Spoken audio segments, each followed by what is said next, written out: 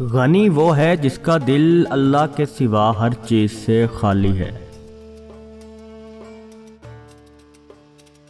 علم بہت ہے اور انسانی عمر تھوڑی ہے، اس لیے تمام علوم کا سیکھنا انسان پر فرض نہیں، البتہ اس حد تک علم ضروری ہے جس سے عمل درست ہو جائے۔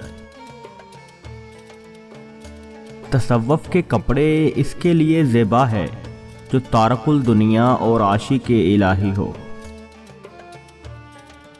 نفس کی مثال شیطان کی سی ہے اور اس کے مخالف عبادت کا کمال ہے۔ دین کی پابندی کرو اگرچہ لوگ تمہیں ملامت کریں۔